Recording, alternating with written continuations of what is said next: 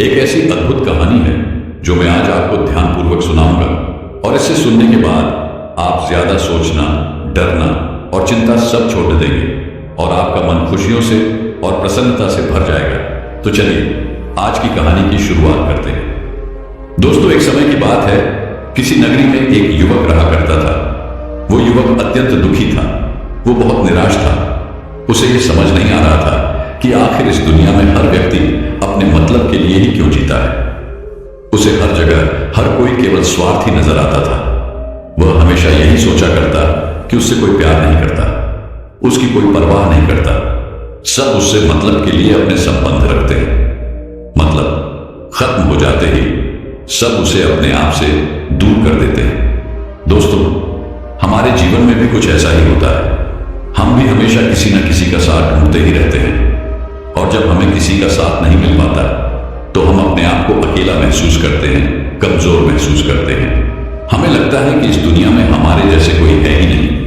हमें कोई प्यार नहीं करता, हमारी कोई परवाह नहीं करता। लेकिन हम यह भूल जाते हैं कि अंत में तो हर किसी को अकेले ही जाना है। वह व्यक्ति अपने इस अकेलेपन से बहुत परेशान हो चुका था, जिस कारण एक दिन उसने अपना घर छोड़ दिया और एक रास्ते पर निकल पड़ा। उसके मन में कई सारे विचार थे। उन विचारों में मग्न होकर वह उस रास्ते पर आगे की ओर बढ़ता ही जा रहा था।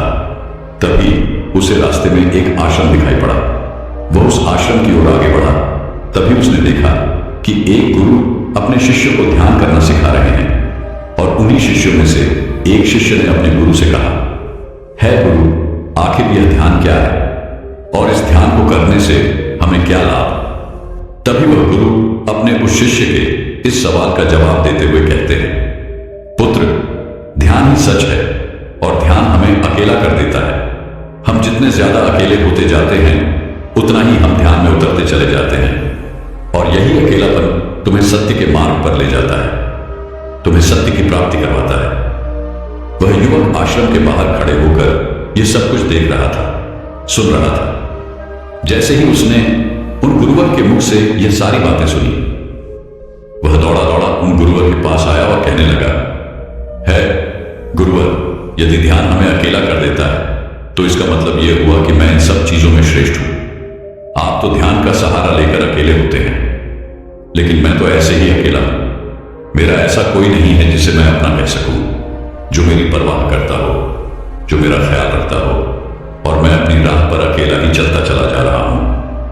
उस व्यक्ति की ये सारी बातें सुनकर उन गुरुवर ने उस व्यक्ति को ध्यानपूर्वक देखा और उसके बाद उससे कहते हैं, भंते, अगर तुम अकेले हो तो तुम्हारे पीछे तुम्हारा पूरा परिवार, तुम्हारे मित्र, तुम्हारे शत्रु, तुम्हारे सगे संबंधी, इन सब को लेकर तुम कहां जा रहे हो?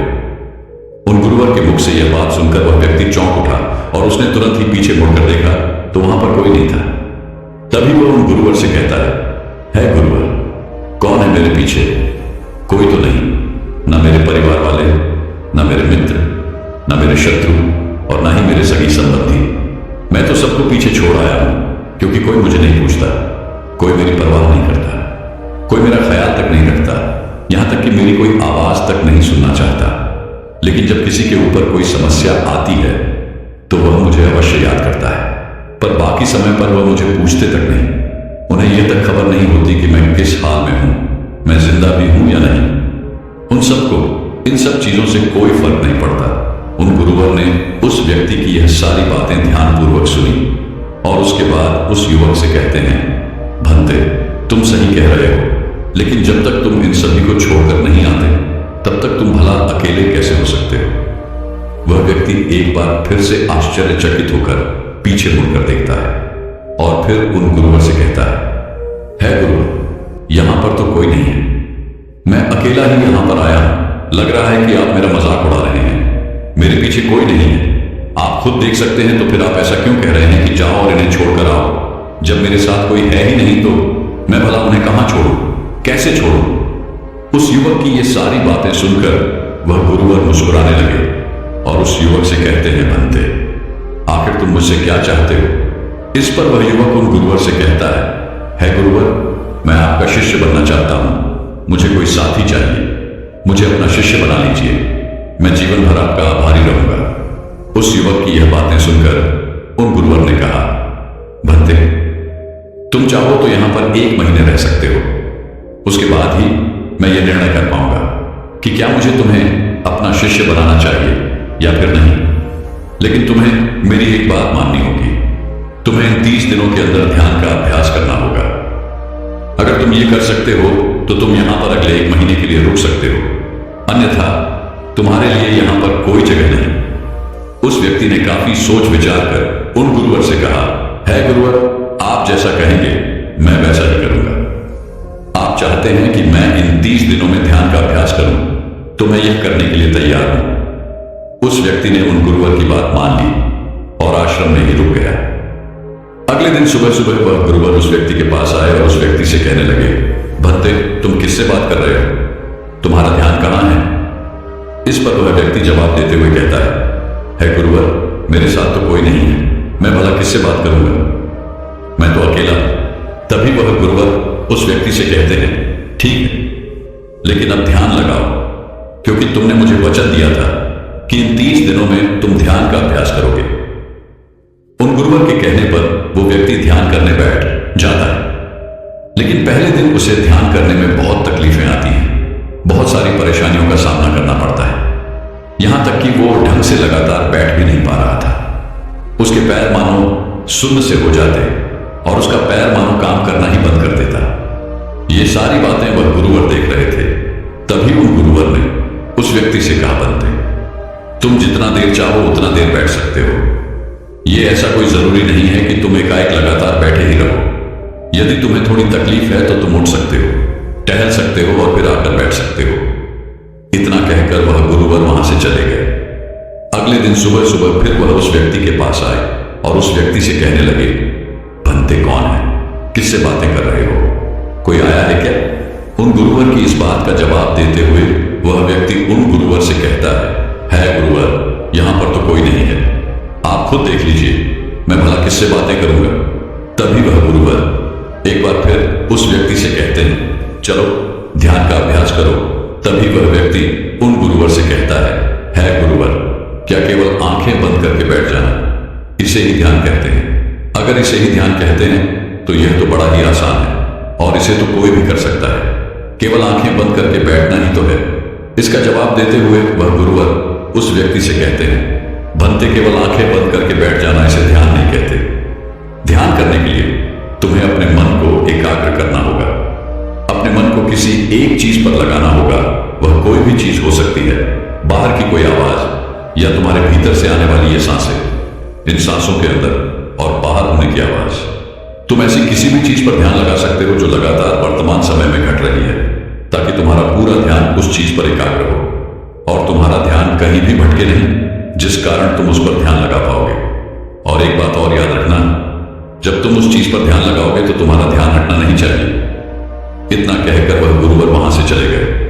अगले दिन जब वह सुबह सुबह एक बार फिर उस व्यक्ति से मिलने आए तो उन्होंने एक बार फिर उस व्यक्ति से कहा, भंते, आज कौन आया है? किससे बातें कर रहे हो?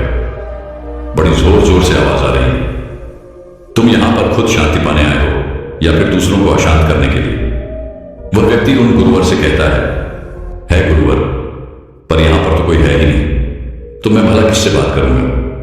यहां तक कि अभी तक मेरे मुख से एक शब्द तक नहीं निकला है, तो फिर आपको कैसे जोर जोर की आवाजें कहां से आ रही हैं? और जब मैंने एक शब्द भी नहीं बोला तो मैं भला दूसरों के लिए अशांति का कारण कैसे बन सकता हूं?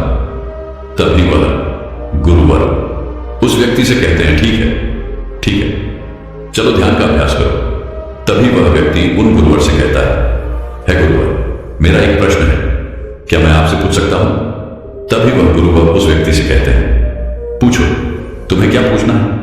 तभी वह व्यक्ति उन गुरुवर से कहता है गुरुवर, आप कहते हैं किसी भी एक चीज पर ध्यान लगाओ जो वर्तमान समय में घट रही हो, उस पर अपना पूरा ध्यान लगा लो। लेकिन जब मैं अपनी सांसों पर या फिर किसी ऐसी चीज पर ध्यान लगाने का प्रयास करता हूं जो लगातार घट रही है, तो मेरा ध्यान लगातार नहीं रह जाता। मैं पल पल भटकता रहता हूं। कभी मुझे कुछ याद आने लगता है तो कभी मुझे कुछ और याद आने लगता है। वो पुरानी चीजें, वो पुरानी यादें मेरा पीछा नहीं छोड़ती। आपके कल यहां से चले जाने के बाद मैंने ध्यान करने के लिए बहुत प्रयास किया, लेकिन वह पुरानी यादें बार बार मुझे याद आ रही थी, जिस कारण मैं एक चीज पर ध्यान लगा ही नहीं सका। तो अब मुझे क्या करना चाहिए? उस व्यक्ति की यह सारी बातें सुनकर वह गुरु मुस्कुराने लगे और वहां से चले गए। उन गुरुवर की हंसने की वजह उस व्यक्ति को समझ नहीं आई। अगले दिन सुबह सुबह एक बार फिर वह गुरुवर उस व्यक्ति के पास पहुंचे और कहा, भंते, ये तुम क्या कर रहे हो? इतना आलस, चारों ओर आलस ही आलस फैला हुआ है।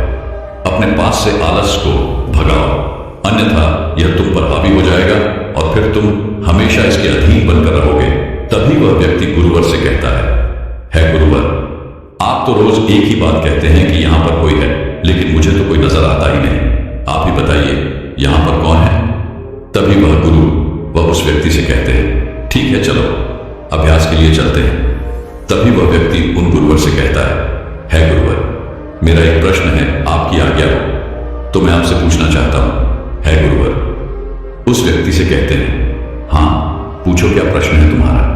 तभी वह व्यक्ति उन गुरुवर से कहता है गुरुवर, आपकी कृपा से अब मैं पहले से बेहतर तरीके से ध्यान कर पा रहा हूं, लेकिन अभी भी मुझे एक समस्या आ रही है, और वह यह है कि जब भी मैं अपनी सांसों पर ध्यान देता हूं तो मेरा मन एकाग्र तो होता है और मैं पहले से ज्यादा और अच्छी तरह से ध्यान भी लगा पाता हूं, लेकिन ध्यान लगाते लगाते मुझे नींद आने लगती है और मैं सो जाता हूं। फिर उसके बाद मुझसे ध्यान नहीं हो पाता। उसके बाद केवल बस मुझे नींद ही नींद आती रहती है और मैं ध्यान की तरफ फिर अपने आप को मोड़ नहीं पाता। उस व्यक्ति की यह बात सुनकर वह गुरुवर उस व्यक्ति से कहते हैं, यह तो अच्छी बात है। इतना कहकर वह वहां से चले जाते हैं। 5वें दिन जब सुबह सुबह वह गुरुवर उस व्यक्ति के पास पहुंचते हैं तो वे कहते हैं, भंते, तुमने इतने लोगों को क्यों बुला रखा है? इतने सारे लोग तुम्हें ध्यान नहीं करने देंगे। तुमने इतने सारे लोगों को क्यों बुलाया है? इन्हें यहां से जल्दी भेजो। मुझे ये बिल्कुल नहीं पसंद। तुम तो यहां पर अकेले आए थे जैसा कि तुमने कहा, तो फिर इतने सारे लोगों को तुमने आज क्यों बुला रखा है? इन्हें अभी के अभी वापस छोड़कर आओ। तभी वह व्यक्ति उन गुरुवर के बारे में मन ही मन ये सोचता है कि लगता है गुरुवर पागल हो चुके हैं। जब भी रोज आते हैं तो हमेशा एक ही बात कहते हैं कि यहां पर कोई है, लेकिन मुझे तो कोई नजर ही नहीं आता।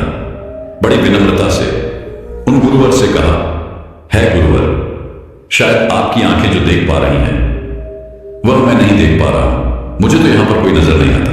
फिर आपको कैसे? यहां पर लोग ही लोग नजर आ रहे हैं। फिर गुरुवर उस व्यक्ति से कहते हैं, अच्छा ठीक है, चलो अब ध्यान का अभ्यास करते हैं।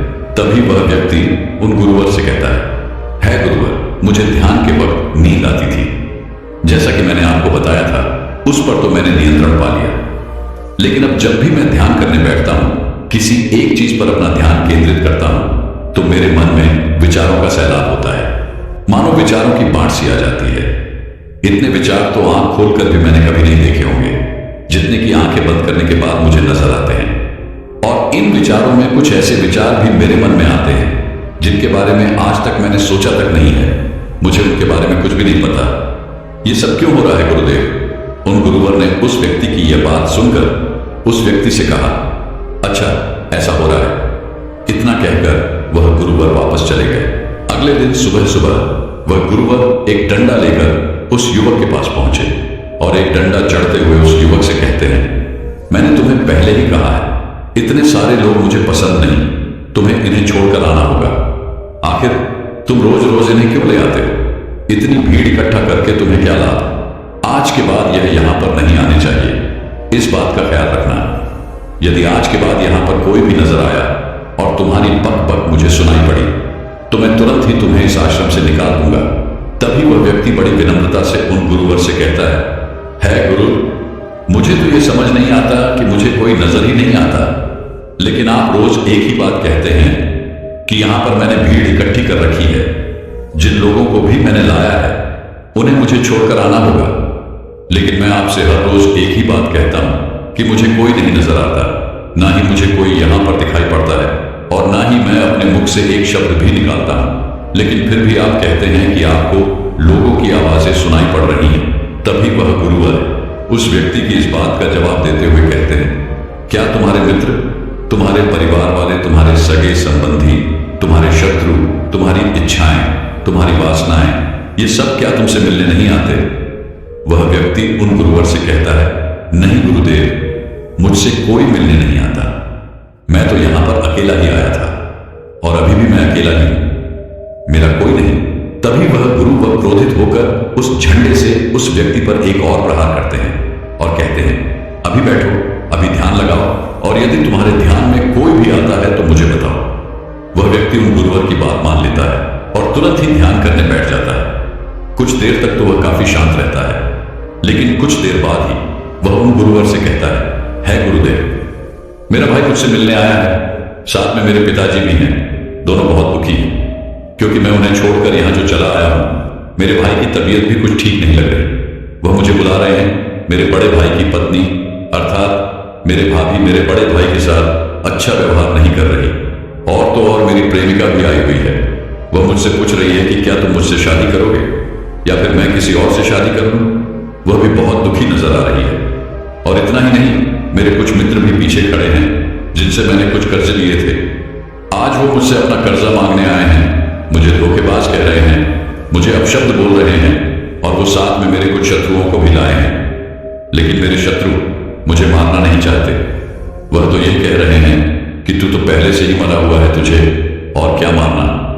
इतना कहकर वह व्यक्ति कुछ देर के लिए शांत हो गया, लेकिन उसी के बाद फिर कुछ देर बाद वह एक बार फिर से उन गुरुवर से कहने लगा है, गुरुवर, अब मेरे पास एक बहुत बड़ा घर है, इसे मैंने खरीद लिया है।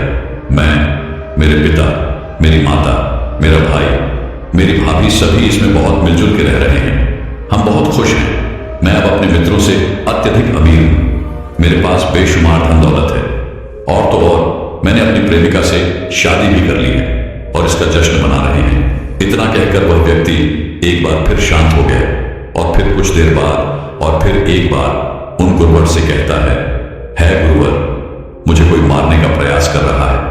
लगातार वो मुझ पर प्रहार कर रहा है। मैं उसका चेहरा देखने का प्रयास कर रहा हूं, लेकिन मुझे उसका चेहरा नजर नहीं आ रहा। इतना कहते कहते वह उन गुरुवर से कहता है, गुरुदेव, ये तो आप हैं जो मुझे मार रहे हैं और यह भी कह रहे हैं कि इतनी भीड़ को लेकर क्यों आए हो और इन्हें लेकर कहां जा रहे हो। मेरे साथ तुम्हें अकेले ही चलना होगा। इतना कहकर वह व्यक्ति ध्यान से उठ गया और उनको रुके चरणों में गिर पड़ा और उनसे कहने लगा, गुरुदेव, आप सही थे। आप जो हमेशा कहते थे कि इस भीड़ को लेकर मैं कहां जा रहा हूं, आप हमेशा यही कहते थे कि इन सबको छोड़ कर आओ, लेकिन मुझे कोई नजर नहीं आता था। लेकिन आज मैंने उन सबको देख लिया जिन्हें मैं अपने साथ लेकर आया था, जिन्हें मैं अपने साथ लेकर घूम रहा था। हर कोई मेरे साथ ही है, मेरे पास है। लेकिन मैं ये सोच रहा था कि आखिर मैं इतना बेचैन क्यों हूं और मेरी बेचैनी की वजह क्या है। उस व्यक्ति की यह सारी बातें उन गुरुवर ने ध्यानपूर्वक सुनी और उसके बाद वो वहां से चुपचाप उठकर चले गए। उसके बाद से वो गुरुवर उसके पास कभी नहीं आया। लेकिन वह व्यक्ति हर रोज ध्यान का अभ्यास कर रहा था और पूरे 1 महीने बाद जब वह उन गुरुवर के पास पहुंचा तो उन गुरुवर से कहने लगा है, गुरुवर, जैसा कि आप कहते थे कि मैं हमेशा अपनी भीड़ को अपने साथ लेकर घूमता हूं, तो आज मैंने उस भीड़ को विदा कर दिया है और अब मैं बिल्कुल अकेला हूं। मेरे साथ कोई नहीं, मेरे साथ आप भी नहीं है, यहां तक कि मैं खुद अपने साथ नहीं हूं। मैं एक परम शांति महसूस कर रहा हूं। अब मुझे ऐसा प्रतीत होता है कि अब मेरे जीवन में कोई समस्या नहीं है, कोई समाधान नहीं है। मैं बहुत हल्का महसूस कर रहा हूं, मैं बहुत अच्छा महसूस कर रहा हूं और इस शांति में जो आनंद है इसका क्या कहना। तभी वह गुरुवर उस व्यक्ति से कहते हैं, भंते, अगर तुम चाहो तो इस अकेलेपन को लेकर तुम अपनी दुनिया में वापस जा सकते हो। अव्याधि, तुम उस संसार में वापस भी लौट जाओ। भले ही लोग तुम्हारे आसपास क्यों न रहे, भले ही पूरी भीड़ तुम्हारे साथ क्यों न रहे, लेकिन फिर भी तुम अकेले ही रहोगे। फिर चाहे वो तुम्हारे रिश्तेदार हो, सगे संबंधी हो, परिवार वाले हो, तुम्हारे मित्र, तुम्हारे शत्रु, तुम्हारी भावनाएं या फिर तुम्हारी प्रेमिका, इन सब के साथ रहकर भी तुम पूर्ण रूप से अकेले ही रहोगे। और इतना ही नहीं, तुम्हारे जीवन में जब भी कोई बुरी परिस्थितियां आएंगी तब भी तुम बिल्कुल अकेले और शांत रहोगे और तुम हर परिस्थितियों का समाधान निकालने में भी अब पूरी तरह सक्षम हो चुके हो। और यदि अब तुम चाहो तो मैं तुम्हें अपना शिष्य बना सकता हूं, क्योंकि हो सकता है तुम्हें यह लग रहा हो कि यह 30 दिन तो पूरे खत्म हो चुके, लेकिन ध्यान का मार्ग अभी शुरू हुआ है। और याद रहे कि अभी तो बहुत कुछ सीखना है, जानना है, लेकिन कुछ रखना नहीं है। यह मार्ग अभी शुरू हो रहा है और यह मार्ग अति लंबा है। और इस मार्ग की शुरुआत शांति से ही होती है। तभी वह व्यक्ति उन गुरुवर को प्रणाम करता है और उनसे कहता है गुरुवर, मैं अपने घर वापस लौटना चाहता हूं, अपने उस संसार में वापस जाना चाहता हूं, ताकि मैं अपनी जिम्मेदारियों को निभा सकूं और साथ ही साथ इस मार्ग पर भी आगे बढ़ सकूं। यदि आपकी आज्ञा हो। इतना कहकर वह व्यक्ति शांत हो गया। तभी वह गुरु मुस्कुराने लगे और उस व्यक्ति से कहते हैं, भंते मन शांत हो तो सब हो सकता है। तुम संसार में रहकर भी अकेले रह सकते हो, लेकिन एक बात याद रखना कि हमें सीखना बहुत कुछ है, जानना बहुत कुछ है, लेकिन रखना कुछ भी नहीं। अब तुम जा सकते हो, तुम्हारा कल्याण हो। तो दर्शकों, चलिए अब ज्यादा सोचने के ऊपर अगली कहानी की शुरुआत करते हैं। संपूर्ण मानव जाति एक दौड़ में लगी हुई है, एक ऐसी दौड़ जो कभी पूरी नहीं होती, जो उसके जन्म के साथ शुरू होती है और मरने तक उसका पीछा नहीं छोड़ती। लेकिन क्या कभी आपने ध्यान दिया है कि यह दौड़ किस चीज की है? जरा ठहर कर खुद से पूछिए कि आप किसके पीछे दौड़ रहे हैं और वास्तव में क्या यह दौड़ कभी पूरी हो सकती है? जिन भौतिक सुख सुविधाओं को इकट्ठे करने में इंसान लगा रहता है, क्या वास्तव में वो भौतिक सुख सुविधाएं उसे शांति या फिर आनंद प्रदान कर सकती है? सिकंदर ने मरने से पहले अपने सभी मंत्रियों को कहा था कि जब मेरी अर्थी उठाई जाए तो मेरा शरीर ढका हुआ नहीं होना चाहिए, मेरी हथेलियां खुली होनी चाहिए, ताकि सारी दुनिया यह देख सके कि जो सिकंदर पूरी दुनिया को जीत सकता था, वो भी अपने साथ कुछ नहीं ले जा सका। उसके हाथ खाली के खाली रह गए। लेकिन जीवन की बागडोर ऐसी होती है कि उसे कभी ठहरने का वक्त ही नहीं मिलता। कभी वह सोच विचार ही नहीं करता कि जीवन का सबसे बड़ा सुख क्या है और इसके विपरीत जीवन का सबसे बड़ा दुख क्या है। सुख सुविधाएं तो बहुत लोग इकट्ठा कर लेते हैं, लेकिन सही मायने में उसका भोग कितने लोग कर पाते हैं? वही भौतिक वस्तुएं जो उसने अपने आनंद, अपनी शांति के लिए संग्रहित की थी, वही सुख सुविधाएं उसके दुख का कारण बन जाती हैं। जब पैसा नहीं कमाया था तो पैसा ना होने का दुख था, और जब पैसा कमा लिया तो वही पैसा उसके बच्चों के लिए या उसके लिए झगड़े का कारण बन जाता है। तो फिर कैसे सुख सुविधाएं, किन चीजों के पीछे आप भाग रहे हो? आज की जो कहानी मैं आप लोगों को सुनाने वाला हूं, उसमें आपको जीवन का सबसे बड़ा दुख और सबसे बड़ा सुख पता चलेगा। इससे पहले कि आप इस कहानी में खो जाएं, इस चैनल को सब्सक्राइब जरूर कर लें। तो चलिए कहानी शुरू करते हैं। अपनी गरीबी के दिन याद करके सेठ धनानंद की आंखों में आंसू आ गए। आज उसने जीवन में सब कुछ हासिल कर लिया था। सारी सुख सुविधाएं उसके पास थी। घर में नौकर चाकर थे, हजारों लोग उसके नीचे काम करते थे, जो उसकी एक आवाज पर उसके पास खड़े होते थे। लेकिन फिर भी आज सब कुछ हासिल कर लेने के बाद भी वो दुनिया में अपने आप को सबसे गरीब आदमी समझ रहा था। आखिरकार अपनी गरीबी के दिन याद करके उसकी आंखों में आंसू आ गए। उसके पास कुछ नहीं था, लेकिन तब भी वो प्रसन्न रहता था। लेकिन आज सब कुछ होने के बाद भी वो प्रसन्न नहीं था। और दुनिया में वही आदमी सबसे गरीब होता है जो सब कुछ होते हुए भी अकेला महसूस करता है। उसे एहसास होने लगा था कि धन संपदा या भौतिक सुख सुविधाएं उसके मन की पूर्ति नहीं कर सकती। लेकिन अब तो बहुत देर हो चुकी थी। उसका पूरा जीवन बीत चुका था। अब पूरे जीवन की कमाई उसे व्यर्थ लगने लगी। उसे लगने लगा कि उसने जो कुछ कमाया वो सब यूं ही था, व्यर्थ था। यह एहसास उसे जीवन में पहले कभी नहीं हुआ था। काश उसे यह एहसास पहले हो गया होता तो वह ठहर जाता, रुक कर चिंतन करता कि जो चीज वह इकट्ठी कर रहा है, क्या वास्तव में वह इकट्ठी करने लायक है? अगर उसे यह बात पहले पता चल गई होती तो वो अपने जीवन में सार्थकता खोजने की कोशिश करता। वो उस रहस्य के बारे में खोज करता जो उसके मन की पूर्ति करता, जो उसका अकेलापन दूर करता, जो उसके जीवन को संपूर्ण बना देता। उसने अपने दोनों बेटों को अपने पास बुलाया और उन्हें जीवन की सीख समझाने की कोशिश करने लगा। सेठ ने अपने बेटों से कहा कि बेटा, मेरे को तो जीवन में कोई बताने वाला नहीं था, सही रास्ता दिखाने वाला कोई था ही नहीं, इसलिए मैं उस रास्ते पर चलता रहा जिसका कोई अंत नहीं था। और आखिर में पहुंचकर मुझे महसूस हुआ कि जितना रास्ता मैं तय करके आया हूं, उतना ही रास्ता बाकी और है। शायद मैं गलत रास्ते पर निकल पड़ा था और अब इतना समय नहीं बचा कि मैं नए रास्ते पर फिर से नया सफर शुरू करूं। उसने अपने दोनों बेटों से कहा कि बेटा पता है दुनिया में सबसे बदनसीब आदमी कौन होता है? वो जिसके पास सब कुछ होते हुए भी कुछ नहीं होता, जो अपने आप को सब कुछ होते हुए भी अकेला महसूस करता है। भला इससे बड़ा दुख, इससे बड़ी बदनसीबी और क्या हो सकती है? यह सुनकर उसके बड़े बेटे ने कहा कि पिताजी सब कुछ तो आपके पास है, धन संपदा, पूरा परिवार, सारी खुशियां आपके पास है, लेकिन फिर भी आप अपने आप को बदनसीब क्यों समझते हैं? उसका बड़ा बेटा वह नहीं समझ पा रहा था जो उसके पिता उसे समझाने की कोशिश कर रहे थे। फिर भी उसने अपनी बात को समझाने की कोशिश करते हुए कहा, अभी तुम्हें लगता है कि जीवन में तुम्हारे पास सब कुछ है। मुझे भी तुम्हारे उम्र में ऐसा ही लगता था, लेकिन अब मैं बूढ़ा हो चला। कुछ समय बाद मेरी मृत्यु भी नजदीक है और अब मुझे एहसास हो रहा है कि दुनिया में तो सब कुछ पीछे छूट जाता है।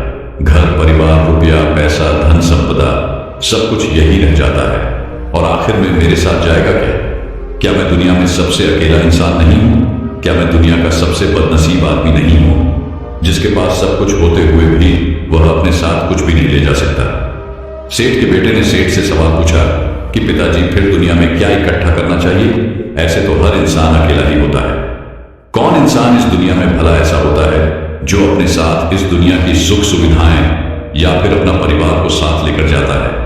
सब लोग तो अकेले ही जाते हैं। फिर तो दुनिया में हर एक आदमी बदनसीब ही हुआ।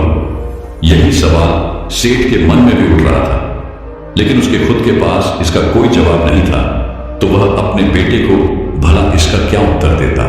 इसीलिए उसने अपने बेटे से कहा कि बेटा, मैं खुद इस सवाल का जवाब तलाश रहा हूं। अगर एक आदमी के पास सब कुछ होते हुए भी वह अकेला है, उन भौतिक सुख सुविधाओं का वह भोग नहीं कर पा रहा है, तो वह सबसे बड़ा दुख हुआ। मैं मानता हूं दुनिया का सबसे बड़ा दुख यही है कि आपके पास सब कुछ होते हुए भी आप अकेलापन महसूस करो। लेकिन इसके विपरीत दुनिया का सबसे बड़ा सुख क्या हो सकता है? इस सवाल का जवाब तो मेरे बेटे मुझे भी नहीं पता। इसीलिए मैं यह चाहता हूं कि मेरे मरने से पहले जिस सवाल का जवाब मुझे नहीं मिला, वह जवाब तुम अपने जीवन में ढूंढो। और यकीन मानो, अगर तुमने अपने जीवन में इस सवाल का जवाब ढूंढ लिया तो तुम दुनिया के सबसे सुखी इंसान कहलाओगे।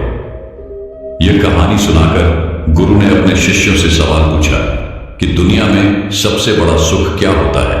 सभी शिष्य ध्यानपूर्वक अपने गुरु की यह कहानी सुन रहे थे। संध्या का समय था। धीमी धीमी हवा चल रही थी, जिससे कि पेड़ की पत्तियां हिल रही थी। आसमान में पक्षी सहचा रहे थे। सूर्य अस्त होने को आया था और सभी शिष्य अपने गुरु से इस सवाल का जवाब जानना चाहते थे। लेकिन इससे पहले ही गुरु ने अपने शिष्यों से सवाल पूछ लिया। इसका उत्तर देते हुए एक शिष्य ने कहा कि गुरुदेव, दुनिया में सबसे सुखी इंसान वही है जिसका शरीर सुखी है। अगर आपके शरीर में बीमारियां हैं तो आपके पास कितनी भी भौतिक सुख सुविधाएं हों, आपके लिए वो व्यर्थ है। और इसके विपरीत अगर आपका शरीर सुखी है, अगर आपका शरीर स्वस्थ है, तो चाहे आपके पास कुछ भी नहीं हो, लेकिन उसके बावजूद आप अपने जीवन में सुखी रहोगे। इसीलिए संसार का सबसे बड़ा धन हमारा शरीर होता है। यह सुनकर दूसरे शिष्य ने उसका विरोध करते हुए कहा कि गुरुदेव, दुनिया में बहुत से लोग ऐसे हैं जिनका शरीर एकदम स्वस्थ है, लेकिन बावजूद इसके वो अपने जीवन में सुखी नहीं है। मैं मानता हूं कि जीवन में सबसे ज्यादा सुखी वही इंसान है जिसका मन सुखी है। गुरु ने अपने इस शिष्य से सवाल किया कि अच्छा ये बताओ कि मन को सुखी किस प्रकार किया जा सकता है? इसका जवाब देते हुए उस शिष्य ने कहा कि गुरुदेव, मन कभी भी संतुष्ट नहीं होता है। अगर हम किसी प्रकार मन को संतुष्ट करना सीख लें तो फिर हम किसी भी परिस्थिति में आनंद और शांति से रह सकते हैं। लेकिन समस्या यही होती है कि मन का भला कभी होता ही नहीं है। मन को चाहे कितना भी खिला दो, लेकिन उसकी भूख कभी पूरी नहीं होती। चाहे उसको कितना ही धन दे दो, लेकिन बावजूद इसका लालच बढ़ता ही जाता है। अब गुरु ने सभी शिष्यों को समझाना शुरू किया। गुरु ने कहा कि अज्ञानतावश मनुष्य कभी यह समझ नहीं पाता कि उसका मन हमेशा से खाली था, लेकिन व्यर्थ की चिंताएं, व्यर्थ के लक्ष्य अपने जीवन में बनाकर उसने अपने मन को बांध लिया। जिस मन की प्रवृत्ति हमेशा खाली रहने की थी, उसने उस मन को कूड़े कचरे से भर लिया। इसीलिए वह मन जो बचपन में हमेशा खाली रहता था, हर चीज में, हर खेल में आनंद ढूंढ लेता था, अकेले में भी आनंदपूर्वक, शांतिपूर्वक रहता था, अब वही मन सब कुछ मिल जाने के बाद भी हमेशा दुखी रहता है। लेकिन अगर इंसान सिर्फ वर्तमान में रहना सीख ले, सिर्फ इतना सा होश प्रकट कर ले कि उसे हमेशा वर्तमान में रहना है, ना तो भविष्य की कल्पनाओं में, ना अतीत की यादों में, सिर्फ वर्तमान में, सिर्फ इस एक सूत्र से वो अपने पूरे जीवन को बदल सकता है। वर्तमान में रहकर सभी सूक्ष्म सुविधाओं का भोग करना, पूर्ण होश के साथ, पूर्ण आनंद के साथ हर एक चीज का भोग करना, सिर्फ यही जीवन को सुखी बना सकता है। हम हर चीज को, हर काम को, हर रिश्ते को आधे अधूरे मन से निभाते हैं। जैसे कि खाना खाते समय हमारा दिमाग कहीं रहता है, हमारा शरीर कहीं रहता है, और इसीलिए जब शरीर और मन में दूरी पैदा होती है तो उससे तनाव पैदा होता है।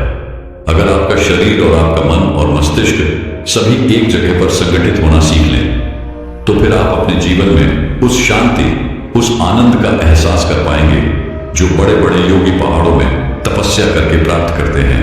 लेकिन इसके लिए जीवन में ज्ञान के प्रकाश का उदय होना बहुत आवश्यक है, क्योंकि अज्ञानता में आप अपने मन को कभी नहीं समझ पाएंगे। मन को समझना इस दुनिया का सबसे कठिन कार्य होता है। अगर आप अपने मन को जबरदस्ती वर्तमान में खींच कर लाने की कोशिश करेंगे तो आप बहुत जल्दी परेशान हो जाएंगे। ये कार्य बड़े धीरे धीरे, बड़ी निष्ठा और प्रेम के साथ किया जाता है, बड़े संयम के साथ किया जाता है। अगर आप इसको जबरदस्ती करने की कोशिश करेंगे तो आप तनाव में आ जाएंगे, आप बहुत जल्दी हार मान लेंगे। इसलिए कदम कदम पर आगे बढ़ा जाए तब मंजिल सामने ही है। और यह कहकर गुरु ने सभी शिष्यों से कहा कि अब हम ध्यान करेंगे। ध्यान करने से मनुष्य का मन, उसका मस्तिष्क वर्तमान में स्थापित होना सीख जाता है। धीरे धीरे प्रतिदिन ध्यान का अभ्यास करने से वह उस आनंद और शांति का अनुभव कर पाता है जो सांसारिक वस्तुओं में कहीं नहीं मिलता, जो किसी भौतिक सुख सुविधा में नहीं मिलता। और इसके बाद सभी शिष्य अपने गुरु के साथ ध्यान में लीन हो गए। दोस्तों, मैं उम्मीद करता हूं कि यह कहानी सुनने से आपके जीवन में अच्छे बदलाव आए होंगे। आपको इस वीडियो से क्या सीखने मिला, ये कमेंट करके जरूर बताएं और अपने परिवार, दोस्तों या आपके करीबी इंसान के साथ ये कहानी शेयर करके उन्हें भी इस ज्ञान से परिचित करवाएं। बाकी अगर आपको ये वीडियो दिल से अच्छी लगी हो तभी इस वीडियो को लाइक कर देना, और आपने अब तक इस चैनल को सब्सक्राइब न किया हो तो चैनल को सब्सक्राइब भी जरूर कर देना। आपका हर दिन शुभ हो और खुशियों से आपका जीवन भरा रहे। धन्यवाद। नमो बुद्धाय।